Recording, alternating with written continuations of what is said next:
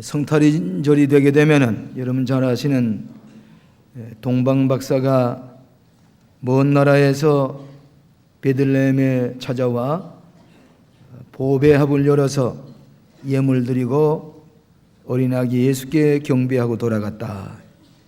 유대인도 아닌 이방 나라의 점성가가 별을 연구하는 그런 학자들이 먼 나라에서 찾아왔다 하는 얘기는 여러 가지 의미를 우리에게 가져다 주고 있습니다.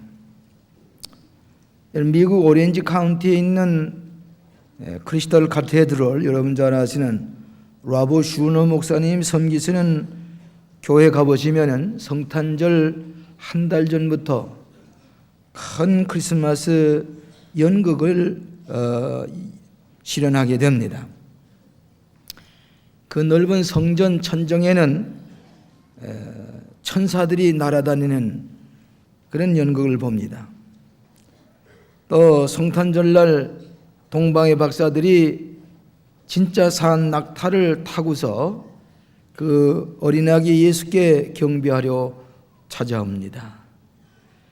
그 왕의 복장을 입고 그 좋은 보물을 안고 어린아기 예수께 와서 경배하는 그 장면은 참으로 장엄한 아주 실감나는 연극을 보게 되는데, 하루에 2번씩 연출을 하는데 사람이 앉을 자리가 없이 모입니다. 세계에서 찾아와서 그 연극을 구경하는데 진짜 사자, 진짜 양, 진짜 낙타, 모든 것 그대로 사람들이 공중에 날아다니는 천사의 모습도 보면서 한번 그것을 구경하고 아주 잊혀지지 아니하는 훌륭한 크리스마스의 연극을 늘 인상 깊게 남게 됩니다.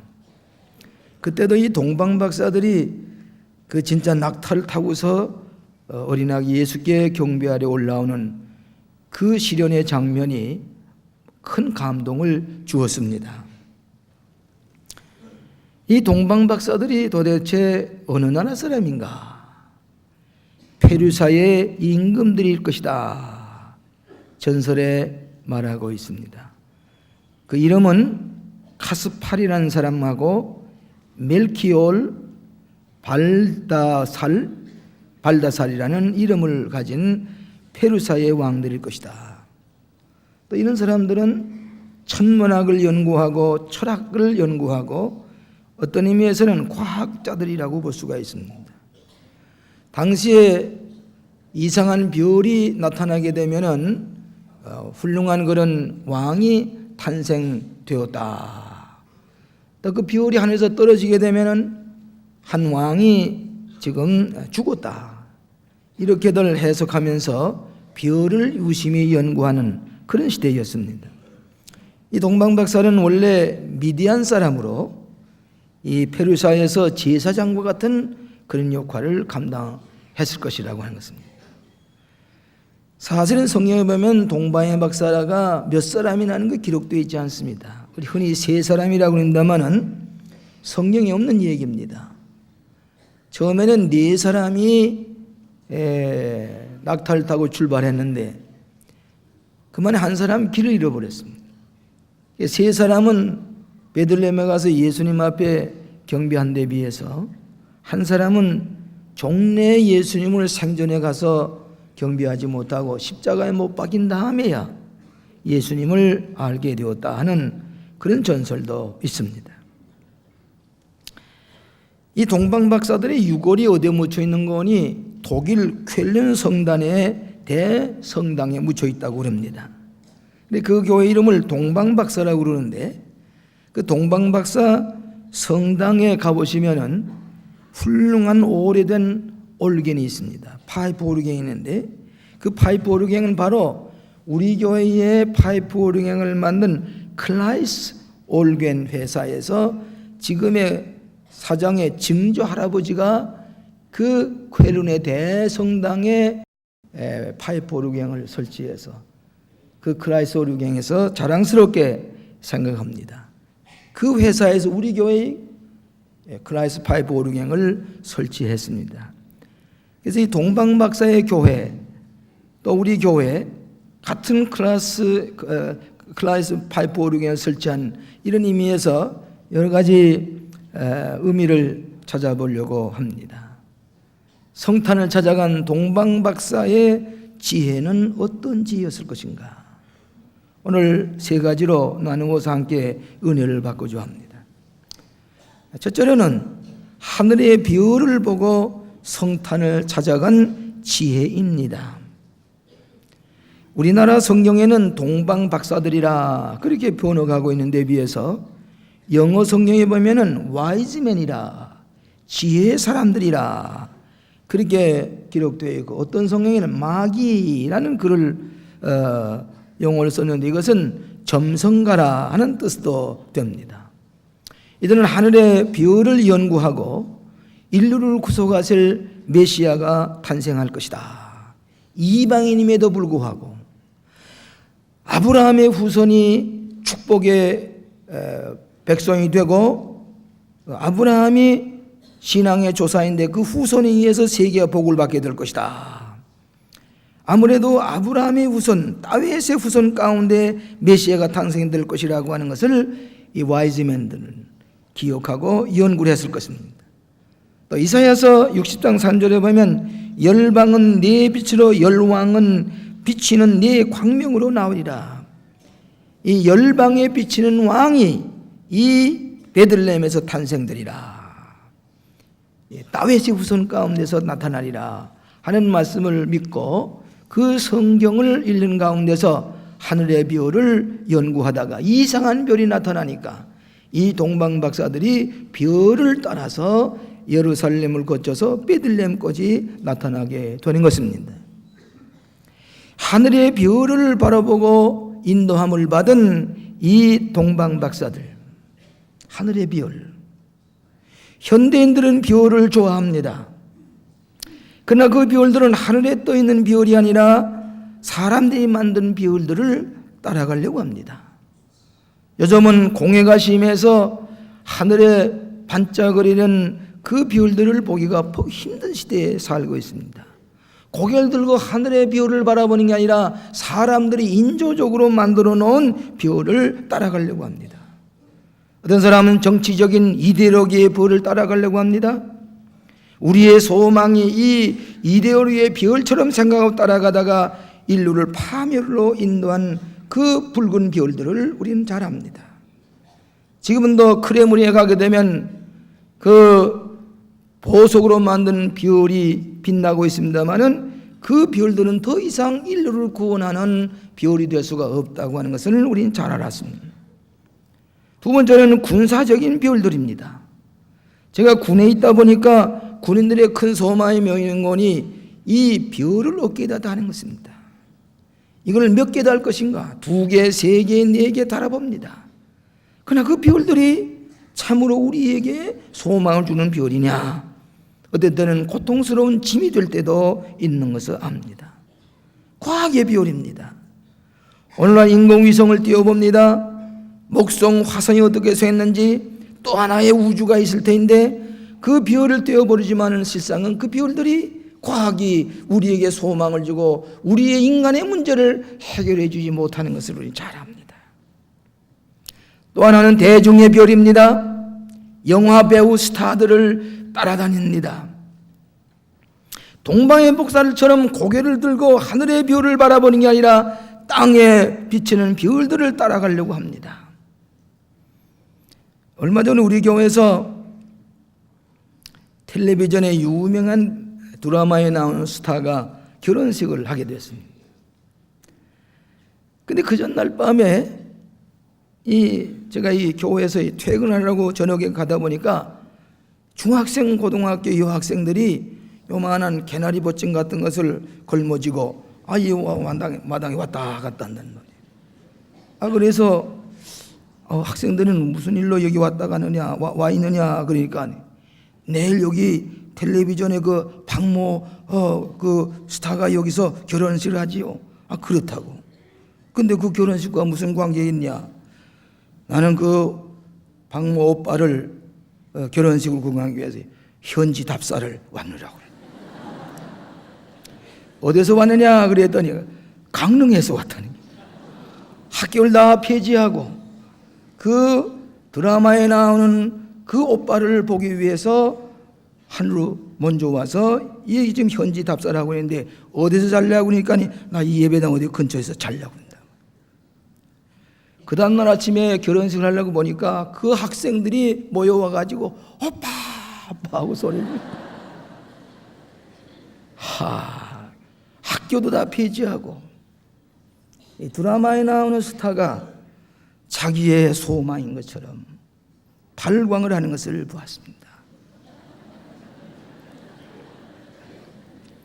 오늘 현대인들은 하늘을 쳐다보고 하늘의 뷰를 보기보다는 사람들이 만들어 놓은 이 텔레비전의 영상에 비치는 비율들, 이 스타들이 자기의 문제를 해결하는 것처럼 정신없이 따라다니는 오늘 젊은 청소년들을 많이 보게 됩니다.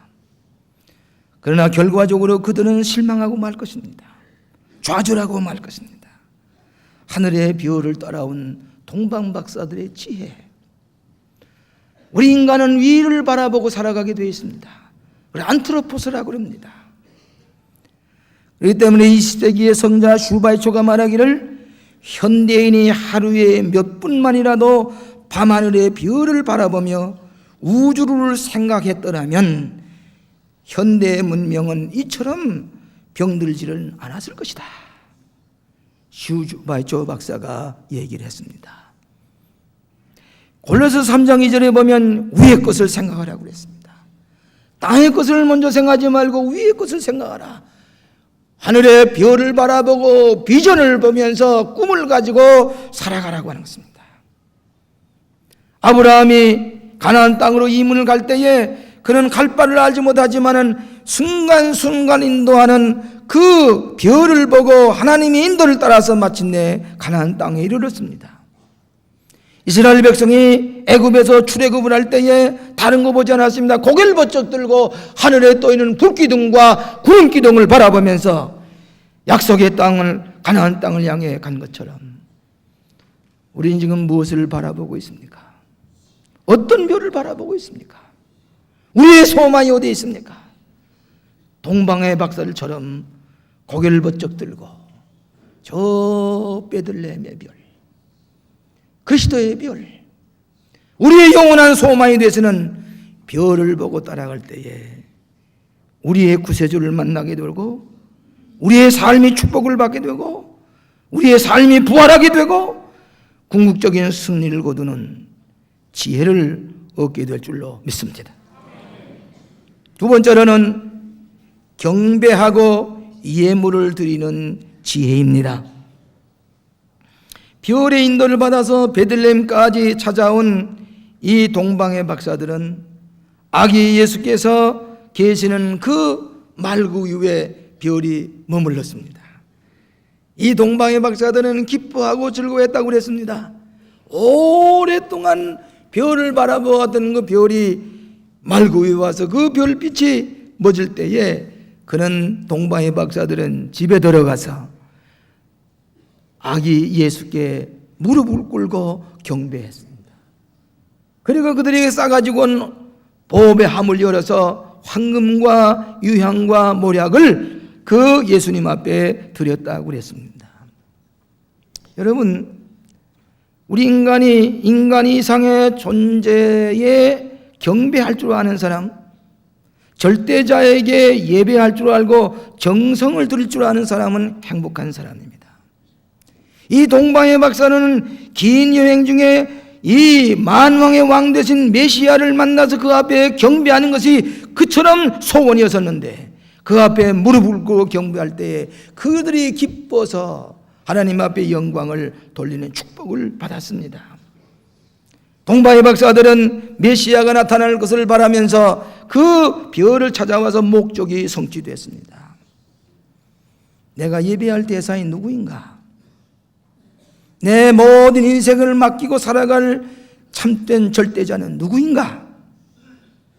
오늘 여러분은 우리가 경배할 수 있는 메시아를 만나고 그리스도를 만났다고 하는 이 자체가 축복입니다.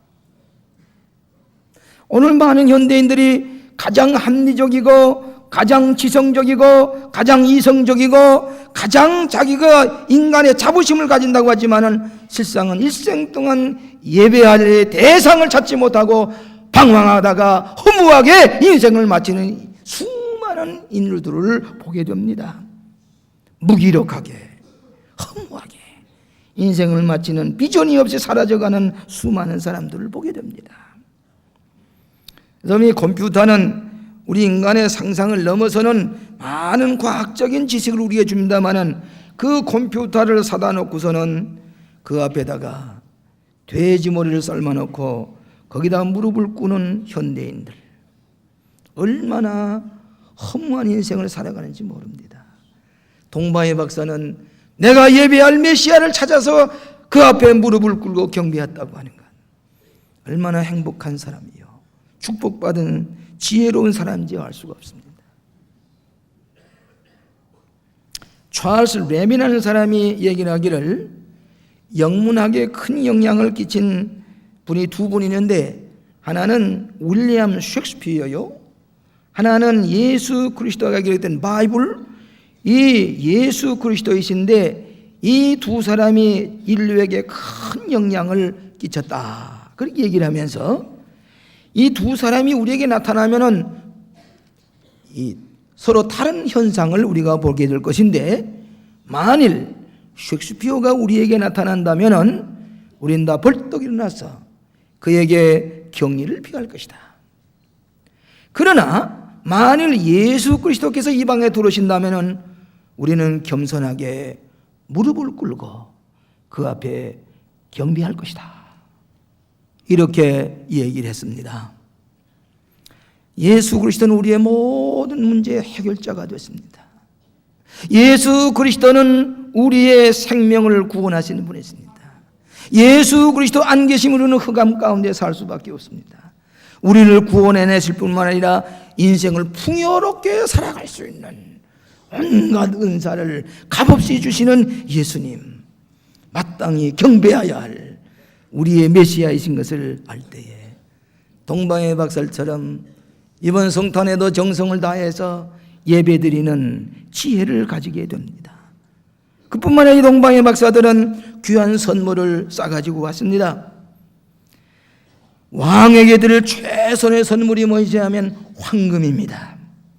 그는 중간에 오다가 어느 마켓에 들러서 금은방에 들어 사는 것이 아닙니다. 떠나올 때부터 메시아를 만날 때 이 만왕의 왕 앞에 뭘 드릴 것인가, 황금을 싸가지고 왔습니다. 또 유향에 제사장이 드릴 때에 향내나는 이 유향을 준비했습니다. 또 한 사람 모략을 준비했습니다. 모략은 죽은 시체에 바르는 기름입니다. 왕이 죽었을 때 그 기름을 바르면은 때로는 이 몸이 썩지 아니하고 미라가 될 수도 있습니다.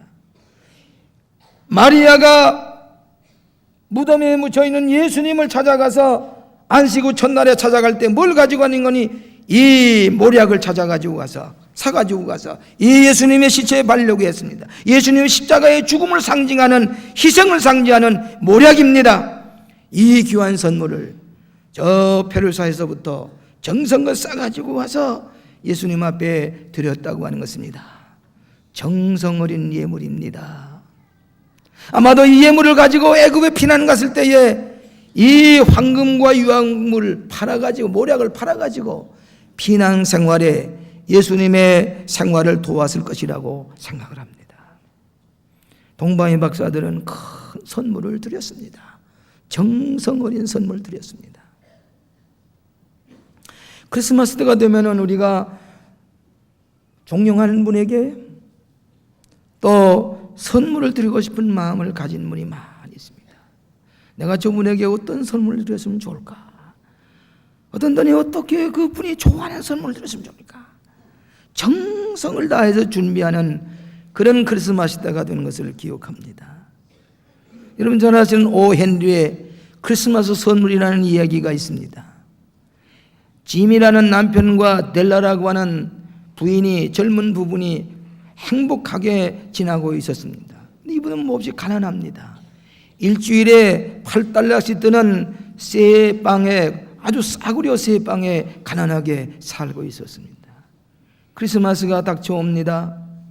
사랑하는 아내와 남편에게 정성스러운 예물을 준비해야 할 텐데 비밀리에 준비하기 시작했습니다. 짐은 조상적부터 물려받은 금시계를 가지고 있는데 금시계 줄이 없습니다.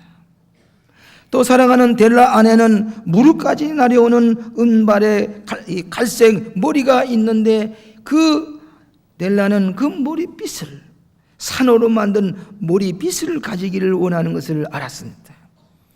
크리스마스가 가까울 때에 사랑하는 사람들에게 예물을 줄 것을 준비해 보니 돈은 1불 87센트밖에 없습니다. 델라가 자기 남편에게 드릴 선물을 생각한 나머지 긴 머리를 잘랐습니다. 22불을 가지고 시장에 나가서 금시계 줄을 샀습니다. 그리고 사랑하는 남편에게 크리스마스 선물을 준비했습니다. 짐은 사랑하는 아내가 그처럼 가지고 싶은 산호 빗을 사기 위해서 금시계를 팔았습니다. 그리고 산호로 만든 좋은 빗 한 셋들을 사가지고 크리스마스 날 선물을 드리기로 했는데 마침내 크리스마스 날 선물 주고받고 보니 머리카락이 없는 산호빗, 시계 없는 시계줄을 주고받게 되었습니다. 두 분은 정성스러운 이 크리스마스 선물을 했지만은 이미 필요로 하는 것이 아니고 자기의 귀한 것들 다 팔아가지고 사랑하는 사람에게 크리스마스 기프트를 준비했다는 얘기입니다. 오늘 이것은 오헨리 하나에 지나가는 얘기지만은 크리스마스 때가 되면은 우리 예수님께서 나를 구원하시기 위해서 은혜로 나를 위해 오신 어린아기 예수님에게 선물 드리는 심정으로 그 사랑을 가지고 가난한 사람에게 선물을 드려봅니다.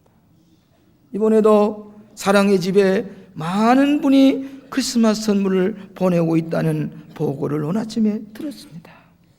대통령께서 그에게 이 네일을 보내주었다는 얘기도 들었습니다. 도에서 그들에게 사랑의 선물을 보내줍니다. 예수님께서 가난한 사람들을 위해서 오신 것처럼 오늘 우리들도 크리스마스 선물을 어떻게 드릴 것인가?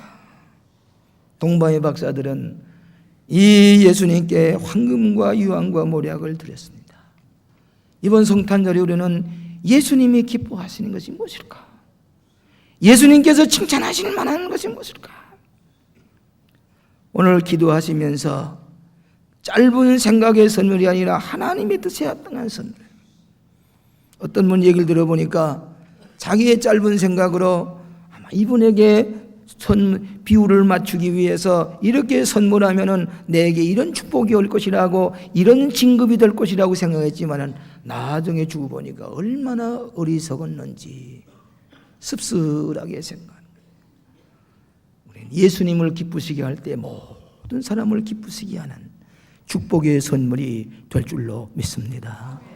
동방박사의 참 지혜를 배우는 우리들이 되어야 하겠습니다. 마지막으로 경배 후에 다른 길을 택하여 돌아가는 지혜를 가졌습니다. 헤롯 왕이 동방박사들이 어린아기 왕이 탄생할 것이라고 물어올 때에 이 동방박사들은 헤롯 왕의 후손 가운데 타연할 것이라고 생각을 해서 왕궁에 찾아갔던 것입니다. 그러나 또 하나의 왕이 탄생하는 얘기를 듣고 헤롯 왕은 그 어린아기 왕을 죽이려고 계획을 세우고 가서 경배하거든 돌아와서 나에게 알려주시오. 내가 가서 경배할 것입니다. 그랬습니다.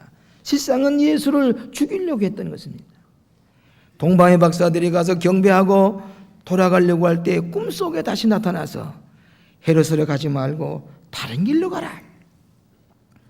북쪽에 이 예루살렘을 통해서 왔던 길을 가지 말고 다시 남쪽으로 내려가는데 헤브론을 거쳐서 지금 가자 지역에 이 팔레스틴 사람들이 살고 있는 그 지역을 통해서 내려가라고 지시한 줄로 합니다. 그 인간은 어느 길을 걸어가느냐에 따라서 그 인생을 알 수가 있습니다. 어떤 길을 걸어가느냐? 오늘 우리는 예수 그리스도를 만난 다음에 우리는 파란 길을 선택해서 갈 줄 알아야 됩니다. 구원의 길을 걸어갈 줄 알아야 됩니다. 성공의 길, 축복의 길을 걸어갈 줄 알아야 됩니다. 동방의 박사들은 밤중에 지시하신 하나님의 꿈으로 나타난 말씀을 듣고 어린 아기에 경배하고 난 다음에는 또 하나의 새로운 길, 지금까지 걸어왔던 그 길을 따로 가는 게 아니라 새로운 길, 구원의 길, 축복의 길, 은총의 길을 향해서 새롭게 출발해 갔다고 하는 것입니다. 예수님의 탄생을 통해서 BC와 A로 역사가 나누어졌습니다. BC의 새로운 방향의 길을 걸어갔습니다. 예수 없는 AD의 길이 아니라, 우리는 BC의 길이 아니라 안노 도미니 그리스도를 주로 모시는 예수 그리스도로 주와 함께 걸어가는 새로운 길을 걸어가는 것이 성탄을 맞이하는 이 우리의 삶의 지혜라고 하는 것을 알아야 될 것입니다.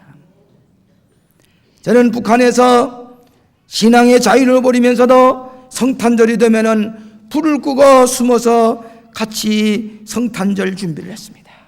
새벽에 성탄절 새벽성을 부르며 다니면서 얼마나 목이 터지도록 찬송을 부르는지 모릅니다. 그러면서도 자유를 버리고 그 갖가지 박해가 있었지만은 오직 베들레헴의 별, 그리스도의 별만이 나의 구원인 것을 믿고, 저 공상주의의 별, 막스의 별, 무신론의 별이 아니라 예수의 그리스도의 별만이 나의 구원인 것을 믿고 오늘까지 그 별을 따라오게 될 때에 오늘 내가 낮은 것이고 오늘의 구원을 받은 것이 분명한 것입니다. 여러분, 오직 그리스도의 별을 보고 따라가시는 동방박사의 지혜를 얻으시기를 축원합니다. 우리 교회에서 최전선 휴전선에 저 북녘 땅이 바라보는 그것에다가 십자가 탑을 2개를 세웠습니다. 하나는 저 강원도에 가게 되면 사창리라는 데가 있는데, 이 번치볼이라고 했는데, 그 언덕에다가 교회를 세우는 대신에 높은 십자가 탑을 여러분이 세웠습니다. 그리고 거기다가 크리스마스 때가 되면 이 크리스마스 전등을 해서 울긋불긋한 빛을 북한 사람들에게, 북한 인민군들에게 보여주라고 불을 파게 십자가를 비칩니다. 또 하나는 연평도에다 세웠습니다. 그건 장로에 세웠습니다. 저는 가보질 못했습니다. 이번에 그것에 전등실에 갔다 온 목사님 얘기를 들어보니까 광림교회에서 세운 분이라고, 거기에 있는 여단장이 기뻐하면서 거기다 십자가에 불을 비치게 되었다는 얘기입니다. 북한 땅에도 어느 모습으로든지 예수 그리스도의 탄생을 저들에게 축복으로 보여주기 위해서 십자가의 빛을 비칩니다. 그런데 최전방에 높은 산봉우리 있으니까 바람이 불어와서 어떤 때는 그 빛이 꺼질 때가 있습니다.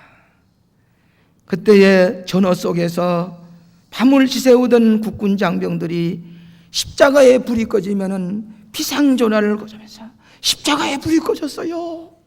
십자가에 불을 빨리 비치세요. 이 십자가의 빛이 우리에게 위로가 되고 우리에게 소망이 되고 우리의 마음속에 큰 평안을 가져다 주었는데 불이 꺼졌어요.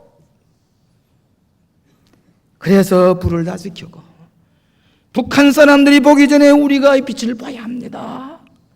저 십자가의 빛을 봐야 합니다. 그래야 내가 여기서 살아갈 수가 있고 위로를 받을 수가 있습니다. 십자가의 빛, 베들레헴의 빛, 우리는 흑암에서 살 수가 없는 이때에 우리에게 구원의 빛으로 오신 주님, 십자가의 불이 꺼지면 살 수가 없습니다. 베들레헴을 바라보는 이 동방의 박사들의 믿음과 소망의 용기를 우리가 찾아야 될 것입니다.